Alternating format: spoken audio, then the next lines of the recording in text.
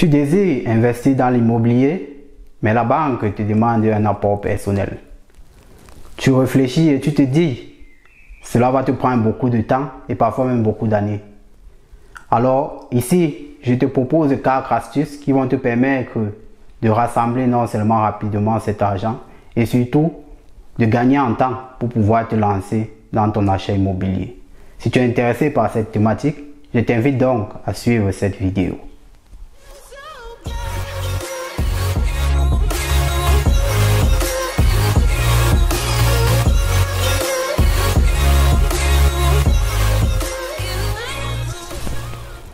Bonjour ou bonsoir en fonction de l'heure à laquelle tu écoutes cette vidéo. Moi c'est Franck Azum et sur cette chaîne nous informons nos abonnés sur les différents avantages qu'offre l'investissement immobilier en Allemagne et surtout des risques qui sont liés à l'achat d'un bien immobilier en Allemagne.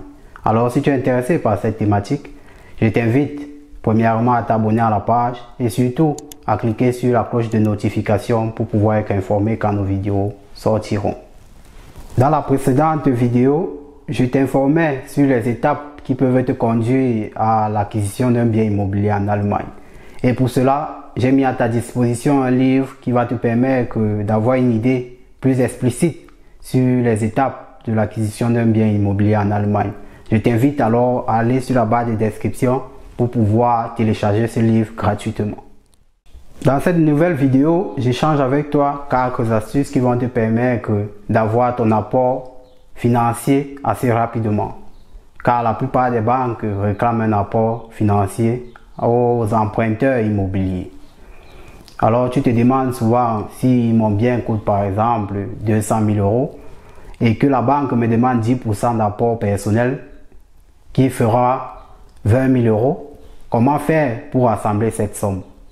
Si tu travailles en Allemagne, tu sais bien que rassembler 20 000 euros n'est pas chose facile. Tu vas te dire que tu épargnes 200 euros par mois. 200 euros par mois, pour épargner, tu as besoin de 100 mois. Ça veut dire en 100 mois, tu es à plusieurs années. Tu te dis, waouh, c'est un projet qui va me coûter assez d'années et je ne sais pas comment faire. Alors ici, je commence à t'étaler les astuces que je te propose à utiliser qui peuvent te permettre de rassembler cette somme assez rapidement. Alors, la première astuce que je te propose, c'est l'emprunt. Ici, il s'agit de l'emprunt ou du crédit à la consommation. Le crédit à la consommation est disponible dans presque toutes les banques en Allemagne pour des personnes ayant bien entendu une bonne bonité et surtout ayant une crédibilité en Allemagne. Si tu veux connaître qu'est-ce que c'est que la crédibilité, je t'invite à suivre la précédente vidéo pour avoir plus d'informations là-dessus. Alors, c'est une méthode qui fonctionne et qui te permet d'avoir ton Eigenkapital ou bien pour dire ton apport personnel en moins de temps, dans l'espace d'1 ou 2 semaines. La deuxième astuce que je vais partager aujourd'hui avec toi, c'est un emprunt dans ton lieu de service. Alors, si tu veux investir dans l'immobilier en Allemagne, surtout pour les étrangers, tu as bien entendu un boulot à contrat indéterminé en Allemagne. Avec ton contrat indéterminé, tu peux t'approcher bien entendu de ton chef. Si vous avez de bonnes relations, ou bien si tu causes bien avec ton chef et il te fait confiance, tu peux demander un emprunt. Un emprunt qu'il te paye ton salaire à l'avance, c'est-à-dire il te donne par exemple tes 10 prochains mois de salaire à l'avance. Et bien entendu, cette astuce exige que tu aies de bonnes relations avec ton chef, non seulement ton chef, je dirais aussi avec tes collègues de service. Parce qu'avec cet emprunt, tu es obligé ou bien tu es appelé à rester dans cette firme pour les 10 prochaines années ou bien pour les 10 prochains mois en fonction du montant que tu demandes à ton employeur de te faire le prêt. La troisième astuce que je vais partager avec toi aujourd'hui, c'est l'astuce des cartes de crédit. Alors, pour ceux qui ne le savent pas, avec les cartes de crédit, tu peux arriver à rassembler une somme assez importante. Ici, je vais te parler par exemple de notre exemple qu'on a vu au début. Ça veut dire que tu veux acheter un bien immobilier qui coûte 200 000 euros et la banque te demande un apport de 20 000 euros. Alors, si tu as assez de cartes de crédit, ou bien je dirais, pour un exemple concret, tu as 5 cartes de crédit qui t'ont, ou bien qui ont à disposition 5 000 euros à l'intérieur. Alors, avec ces 5 000 euros et ces 5 cartes de crédit, tu as 25 000 euros.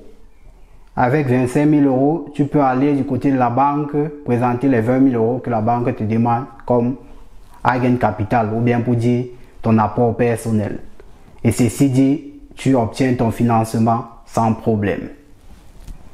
La quatrième astuce que je partage avec toi aujourd'hui, c'est une astuce que j'affectionne particulièrement. Parce qu'il s'agit d'une astuce que nous, en tant que Camerounais, appliquons il y a belle lurette. Alors, il s'agit bel et bien de la tontine.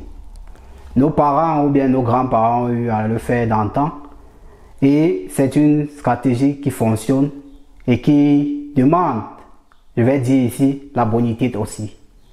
Car on est bien conscient que nous nous rassemblons ou bien nous participons à des tontines avec des personnes qu'on a confiance ou bien avec des personnes qu'on juge fiables.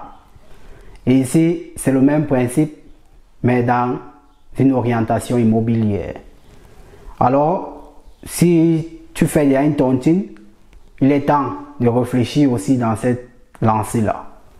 Ça veut dire, si vous êtes 10, dans un exemple concret, vous êtes 10 personnes et vous voulez acheter un bien qui coûte 200 000 euros.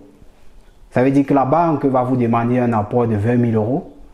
Et ceci dit, vous avez besoin de rassembler 20 000 euros pour chaque membre. Votre tontine peut être donc orientée sur cette lancée-là, dans le sens où vous voulez que chaque membre acquiert un bien immobilier. Ça veut dire vous avez besoin de 20 000 euros pour chaque membre. Vous pouvez vous rassembler et faire une tontine de 500 euros. Ça veut dire si chaque membre par mois cotise 500 euros, vous êtes 10. En 4 mois, vous avez à rassembler la première somme pour une personne. Les premiers 20 000 euros pour une personne. C'est-à-dire, vous êtes 10. En un mois, vous avez 5 000 euros. Et en 4 mois, vous avez les 20 000 euros pour une personne.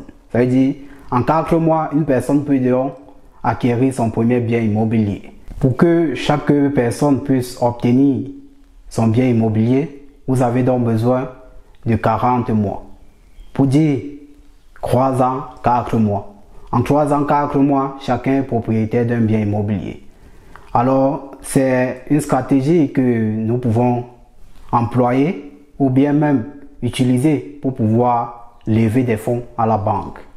Alors je t'invite, toi, si tu as une stratégie que tu appliques ou bien que tu fais et ça fonctionne, à partager avec nous en commentaire pour qu'on puisse en débattre là-dessus, pour pouvoir informer et édifier les uns et les autres.